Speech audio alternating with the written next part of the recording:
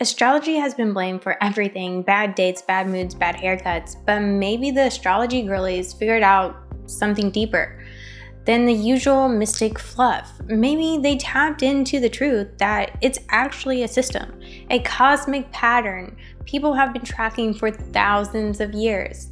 Not to predict the future, but to understand themselves, a celestial personality chart for the human experience. This is just another Manicc episode where we evolve out loud, unpolished, unapologetic, and unbothered. Every episode, we embrace our infinite paradox, that messy, cosmic, beautiful journey of becoming. I've always had a fascination with astrology, and a friend of mine recently reminded me of how deep I used to explore it. That was many moons ago, and back then I was staring at the stars looking for answers, hoping the sky would hand me clarity that I wasn't ready to find within myself. I didn't yet understand that astrology isn't something you force into meaning. It's something you observe with awareness. So today we're diving back into the world of astrology, not because we're searching for a crystal ball, but because we want to understand the energy behind the ancient system. The kind of knowledge that doesn't predict your life, but helps you understand the version of you living in it. Astrology can get overwhelming really fast. I get it, but at its core, it's just symbolic language. It takes the movement of the sky, the planets, the moon, the stars, and uses them as mirrors to understand human tendencies. It's not about reading your destiny, it's about understanding how your energy moves by default. The signs, personality styles, the planets' energetic themes, the houses, arenas of our life, and the aspects, the way everything interacts and bounces off each other. And here's where the science sneaks in. Everything astrology tracks is connected to actual measurable phenomena. Planetary cycles affect gravitational and electromagnetic conditions on Earth. The moon influences tides and even human sleep patterns. Seasonal sunlight exposure rewires our serotonin and our dopamine systems. Your circadian rhythm, the literal clock inside your body, is synced to celestial light. So the patterns astrologers track weren't pulled from thin air. They were absorbed over thousands of years as humans noticed parallels between cosmic movement and human behavior. Astrology isn't fortune telling, it's cosmic psychology. Astrology exists because astronomy exists. It's literally rooted in real physical movement. The Earth's rotation gives us daily cycles.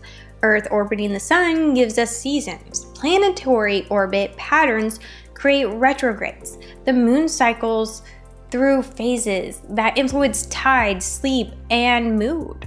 When you tap into these frequencies, these repeating cosmic patterns, you're not predicting fate, you're building awareness. You're noticing how these cycles line up with your own internal rhythms. Our bodies naturally sync to light patterns, gravitational pull, seasonal shifts, and the subtle electromagnetic changes without us even trying. So yes, cosmic movement can influence how we feel, not in a magical destiny kind of way, but in a very real nervous system, circadian rhythm, brain chemistry kind of way. We're more connected to the sky than we think. Astrology isn't lab coat science, but parts of it line up perfectly with real biology and physics. The moon literally moves the ocean. If it can shift the Pacific, I'm pretty sure it can nudge a human nervous system. When planets move, they subtly shift gravitational and electromagnetic conditions around Earth. Your heart and brain both run on electrical signals, so our bodies act like tiny cosmic antennas, picking up these slight changes and translating them into small shifts in mood, focus, sleep, intuition, and sensitivity. Even the zodiac signs line up with seasons, and seasonal biology shapes personality more than we realize. Serotonin levels, vitamin D exposure, immune development, dopamine sensitivity, circadian rhythm programming, the whole eternal system adjusts to the season you were born. That's why a Leo born in the peak of summer feels different than a Capricorn who arrived on the deep winter stillness. Not just destiny, just environmental imprinting. And astrology mirrors parts of psychology too. Archetypes, patterns, identity building. Humans make sense of themselves through story, and astrology gives language to things we already feel. Because the moment you start paying attention to patterns, you're naturally shifting your behavior. Awareness creates change. That's science, that's psychology. Here's the truth. Astrology is a guide, not a GPS barking orders at you with turn-and-turn instructions.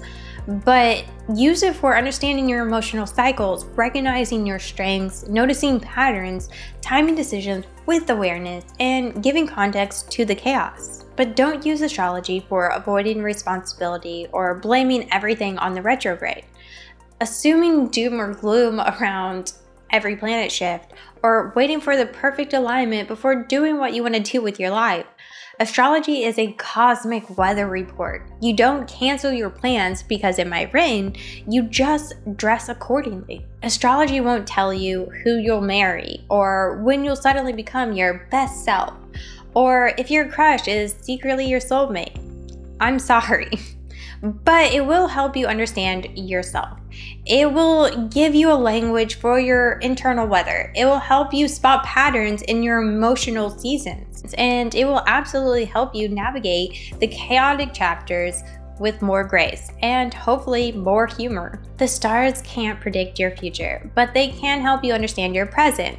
And honestly, it's fun.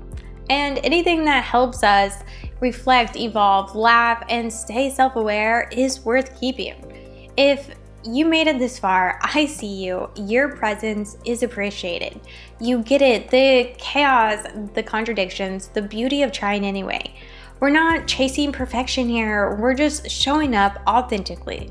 So if this hits for you, if it made you feel a little more human or a little less alone, subscribe, follow, or hit whatever button is in front of you.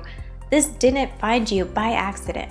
This was just another Manicc episode. Take what resonates, recycle the rest, and don't forget to stay hydrated.